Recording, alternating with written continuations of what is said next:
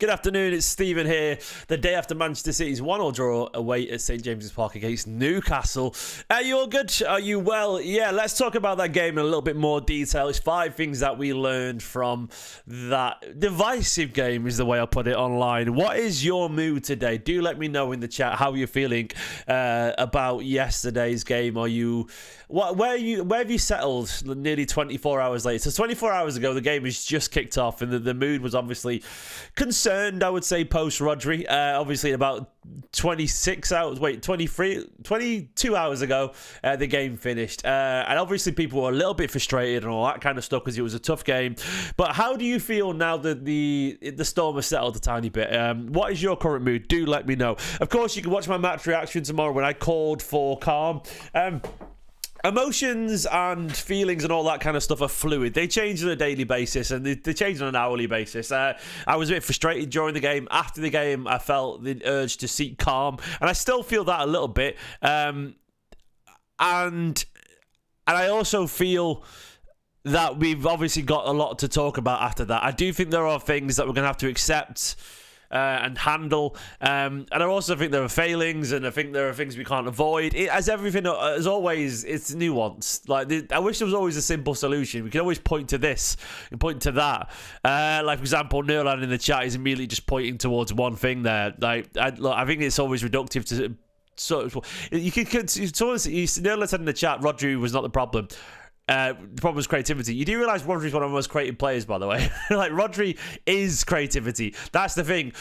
The issue we've got, look, we'll get onto it in a bit. Basically, like, Rodri is everything. So there's many different ways to talk about this, and I will do in these 5 things that we learned. Please give the video a like and subscribe if you are new to the channel. It does mean the world. Let's start with the elephant in the room, the big Spanish-shaped elephant in the room. And it's that Pep's Rodri experiments begin. So what I mean by this is that I don't think even yesterday, even if we played really well, this would have been the end of the solution. If we won yesterday 3-1 with this midfield, and it was possible with the goals we scored, I don't think it would have been job done success. I think Pep is about to undertake a series of experiments to try and see the best kind of solution. The reason it requires experiments is because Rodri literally is one-on-one. Rodri is a unicorn of a footballer. He's special. He's unique. He doesn't even feel like he's real. And he's not just defensively. I said on Twitter the biggest issue we're going to have post Rodri is actually creatively, and I stand by it. I think Rodri is one of the most creative players in world football. His ability to choose a pass, his ability to break the lines, those little diagonals he does over the top of park defenses, which always cause troubles, his ability to ping it from 20 yards, which means people have to come out and close him down. Put it this way, if Rodri's playing against Arsenal's 10 men, we win that game because Rodri pings it in the top corner, or he finds a pass that others don't, or he just pass one person and puts it in the bottom corner, because Rodri's that good. Rodri is a special footballer, and he's also 6'4", great at winning headers in his own defensive third. He's great at reading the game, pushing people off the ball. He's great at setting the tempo. You've got a guy who can read a game like Busquets, who can win headers like John Stones in defence, who can score goals from long range like Kevin De Bruyne, and he's a freak, right? Rodri is essentially absolutely immense. So there's no one in world football that can do what Rodri did. You look at the best defensive midfielders, and you might have someone who can. Kante, for example, could cover ground brilliantly, but he can't create in the way that Rodri can. Declan Rice is similar to Fernandinho, I would argue, but nowhere near as good on the ball as Rodri. Like, Rodri is absolute one-of-one. To replace Rodri, even if you chose every player in the world to get the same level of attributes, I still think you're going to have 2 players to fix that. Because I know that's awful, but that's the way it is. So what I'm trying to get out here is this is the start. Yesterday, Pep tried Rico Lewis alongside Kovacic. I don't think it really worked. I think Rico is still very much at his best when he's sort of supporting the midfield as opposed to being the midfield. He's a right back right now. Maybe 4 or 5 years from now, he might be that, but I don't feel like this is something that Pep's going to try again. I do think, we'll see different combinations of players. We might see a Kanji there, a little bit of Stones. We'll see Kovacic with Bernardo. We'll see maybe Gundogan will find his form. I don't know. But we're going to see different approaches. I think we're going to have to accept. You don't have to agree or like it, but you got no choice because you're going to see it anyway. So maybe the sooner you make your peace of it, the sooner it becomes easier to swallow. We're going to have to say that Guardiola's going to be trying things now, and he's going to be trying to, find a solution that sort of fixes his attributes. Like, it's weird because when you've got a player who can do everything on the pitch, then all of a sudden you have to break it down to 2 players who can do it. And even then, maybe not get to the level. You can't deny that, unfortunately. You're just sort of limited because you're taking the player from elsewhere. So, look, it's difficult. Rodri is... And we should have signed another player, a key defensive midfielder. Don't get me wrong, that's the caveat. This is absolutely the caveat. We should have signed an elite midfielder. But even then... If you signed Bruno Guimaraes, if you signed Barella, whatever, none of these guys are as good as Rodri, as complete as Rodri. So you'd still probably have to place someone alongside them to give him... Look, our other options, for example, that we went for with Declan Rice a year or 2 ago. We wanted Bellingham as well. We wanted Paqueta. None of these guys are as complete as a 6, as a DM, as Rodri. They're very different players. And the point I'm making is that you have to do different things and you still have to find a solution. So we're going to have to accept that this is the one player that no one in the world could probably replace like for like. A guy who can do everything. You can set the tempo, score goals, win headers, blah, blah, blah. It's just unfortunate, essentially. So... This is it. Yeah, we're going to have to accept that this is the start of the experiments and let's see how they go. And I'll do a video, actually, I reckon, talking about potential solutions. I'll probably do one. I might do a quick one. I'm going to London tonight for a work thing.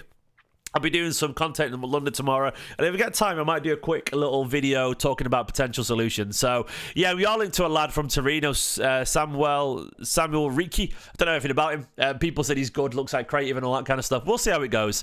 Second thing I want to talk about is... Gundogan is still rusty. Now, I saw a lot of people saying Gundogan is spent. I don't think Gundogan is spent. I think he's just still a little bit rusty, a bit fatigued or whatever. I feel like we just need to be a little bit patient with him.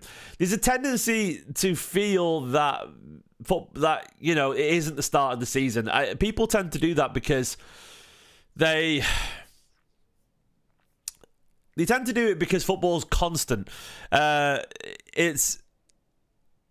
It's constant. It goes on, and we feel like he's been playing forever. And because he's played at Manchester City before, he should be perfect straight away. But he isn't. You know, it's still the start of the season. Gundogan is still finding his way back into the Premier League, and he's just as entitled to be a little bit rusty at the start as anyone else. Look, I don't think Gundogan... There's a very good chance that Gundogan is not the player he was 2 or 3 years ago. But I think you'd be stupid to say that Gundogan can't reach brilliant levels still, because Gundogan could very easily find a bit of form, get over that rustiness, and be absolutely fine. You know, because yesterday Gundogan was in all the right places. Like, I thought the positions he found himself in, winning the ball high up the pitch, he should have passed it instead of shot. And the amount of times he got in the right place and missed the final pass, that's not Gundogan-like. Gundogan is a genius-level footballer. And we've only got to look at a lot of other high-level players to know that even at 33 or whatever, they can still make those passes. And I think Gundogan yesterday just showed that he needs to be played into fitness. I don't think you bench him. I think you keep playing him semi-regularly. You know, obviously he gets benched like everyone else every now and then. But I think it will come. I think when he scores his first goal, he'll have a game where everything goes right for him. Then it'll just click into place. Like, I don't think we can write him off yet. I think the signs of his intelligence and his movement are still there. Just not quite yet got the final ball. And I think it's definitely a case of patience, I would argue. Gvardiol is a really lovely positive from yesterday again. I think that's the first time I've ever seen a left-back stroke forward at Manchester City. I saw a lovely bit of analysis from City Tactics on Twitter when he talked about how he was basically, when City had the ball, we went in a 2-2-6 formation essentially. Gvardiol joining the forward line. Not inverting into midfield, literally just joining the forward line. He played normally as a sort of left-sided centre-back or left-back out the ball, then occasionally get up alongside Haaland. There was one point yesterday when I was watching the game where I wish I could have just frozen and got a screenshot. I wasn't too busy doing it. Where literally he was slightly ahead of Haaland. He was the furthest forward in our forward line. And I do feel Gvardiol is such a special, such a unique player that I do wonder just how good he'll be in 5 years from now. I hope Guardiola stays just to continue his evolution, because I don't think anyone... I don't think anyone has the complete skill set like him. You know, to me, if he wanted to be, Gvardiol could probably be a Rodri type player. I think he could do. I think it could take an awful lot of training. Like, I don't think he's perfect for midfield yet, but I think if Guardiola decided to just spend a year turning him into midfielder, he could do it and he'd be brilliant. You know, he'd be absolutely wonderful. But I do think he's still just... the reason I think like he hasn't really done the central midfield thing yet with Gvardiol is I do think he's not fully used to that sort of 360 feeling you have to have. I don't think it's easy just to go into midfield because you've got to understand pressure from every single angle. It's a very different understanding of the game. And Gvardiol's always been a centre-back or on the left side of the channel. And I think it takes a long time to learn that because you get caught on the ball an awful lot. You have to use your body in a certain kind of way. It's very easy when you've got one side of the pitch just to look against, you know. Wait, are you... Oh, so Daedric said, I'm having to go on at Haaland here, you know. I love it. We have a couple of poor results. He's literally scored against Arsenal, mate, with a brilliant goal. And we had one poor performance yesterday, and people picking out Haaland. Some of you people, right, you need to chill out, man. Like, the world is falling down. Haaland is a phenomenal footballer. He's got 10 goals in 6 Premier League games, crying out loud. Haaland is not the problem. You've got to give him the ball for crying out loud. Anyway, so basically, yeah, Gvardiol, we know he started off as a striker. I know that Ian, he's a phenomenal footballer, and I think like his ability, his awareness, his skill, his overall understanding of football, he's a footballer. I think he's going to go very far, and I can't wait to see the next step of his evolution. And I hope it's under Guardiola. I hope Guardiola stays around to complete that evolution. A special footballer, doing wonderful things. Look, we need Foden. Without KDB, and without Rodri in particular as well, the creativity, we absolutely need Foden. Guardiola was very, very praiseworthy of Foden yesterday after that game. We talked an awful lot about Foden finding his form and how we've missed him and all that kind of stuff. I do feel that we're not fully sharp yet in terms of with Foden. He hasn't found his rhythm yet, but there were signs yesterday of getting into the right places and being a goal threat. And I think the problem we had with that team yesterday, there was a lack of creativity. It felt intentional, by the way. Like, Pep's not an idiot, you know. Like, and by the way, you know, Dedrick in the chat, we made a mistake selling Cole Palmer. Yeah, obviously, mate, we all know that. We all know, but there's no point. Yeah, we all know in hindsight it would have been great if he'd stayed, but that's done now, you know. I do agree with the idea, by the way, Palmer wouldn't be the Palmer he is now at City. I agree with that because it all goes through him there. But I still, yeah, you know how I feel about Palmer. So, you know, no point crying over spilt milk now. It's done, you know. But without Foden, without De Bruyne, without Rodri on the pitch, it felt a little bit lifeless going forward. I think it was intentional. I think Guardiola's not stupid. I feel like he understands that midfield. He's not going to bring a billion chances. I think he tried something yesterday, but I think it was very obvious that Guardiola understood we needed creativity. Like, he brought on Savinho, Doku, Foden, which was very aggressive, by the way. Away at Newcastle when we were drawing, I thought Guardiola would stay conservative. Like, I feel like he wanted to win yesterday. He wanted to go on the attack, and he recognised the lack of creativity. I feel like a year ago, Guardiola wouldn't have made those substitutions. I mean, hands up in the chat if you agree. I feel like Pep usually was quite conservative, and we'd be banging our heads against the wall. Then in the 83rd minute, he'd bring on Foden, and that'd be it. And we're like, why has he not brought the wingers on? But he did make the changes yesterday. You know, it didn't happen in the end. But Pep did actually make the attacking changes where I felt, especially emotionally, after the Rodri news and the Arsenal game, I feel like last year, he probably would have been like, we can't lose this game. And he went for it. He actually did go for it. It didn't come off and maybe it was a little bit too late. But I think that was an acknowledgement that they needed more creativity on the pitch. It will come. And I think we need Foden to find his best. Well, Foden isn't... I would love to see Foden eventually a little bit deeper, by the way, because I saw a lot of people sort of creating this narrative online that Foden isn't that great creatively. And I sort of know what you mean. When he plays as a 10, Foden's main threat comes as a goal scorer because he finds himself closer to the goal. I would actually quite like to see Foden a little bit deeper. Occasionally, you know, if you can transition to a sort of slightly deeper role, he's got such a wonderful range of passing that I would love to see. By the way, someone called West Brom in the chat trying to troll City for not winning the league potentially this season. That's hilarious. I mean, come on, man. It's like, what have West Brom got to do with this? But yeah, I'd love to see Foden a little bit deeper and show his range of passing, get the ball a bit deeper, run forward. But that's not going to happen. But I still feel like we need him on the pitch a little bit because, look, Savinho, when he made the difference as well, when he came on, look, for Savinho, Doku, Foden, he tried something there. It didn't quite work in the end. But it was good to see Guardiola go for it. And I think we're going to see a sort of balance of the ideas he tried yesterday. The final thing I want to talk about, which we're not really talking an awful lot about, is like can we just acknowledge that, like, I would argue 4 key players there are out right now. And I know it's probably a fault of our own making, but it's also a fault of the calendar and the schedule and all that kind of stuff.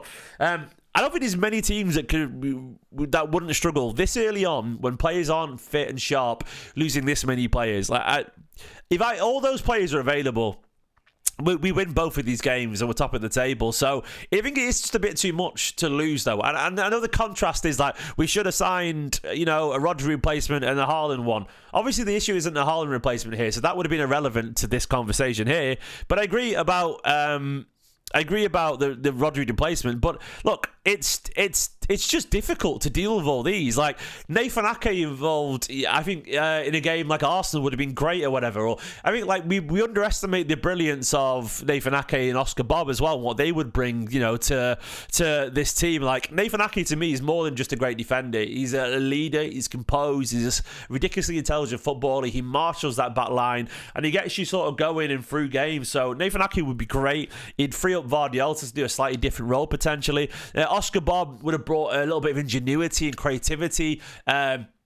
Probably would have freed Savinho to have a go on the left, maybe if Doku's not in form. It would have been great. And I feel like basically we're just sort of suffering from injuries right now, combined with Gundogan just returning and being rusty, combined with Foden not being quite ready yet, because Foden was out for a little bit as well. So basically, I do feel like there's a bit of bad luck. There is. I think there is a bit of bad luck, and we have to accept that if you're going to have this many players out back to back and this early on in the season, it's tough. And no, Ake absolutely plays one of those games, Spartacus. With the squad balance right now, Gvardiol's playing games a lot, and I think Guardiola plays Ake in one of them. So we haven't lost a game. I agree, Gozo, and I'm with you, mate. But what I'm saying is that I actually think the season we're doing pretty well. I think we are. We're not lost a game. We're doing all right.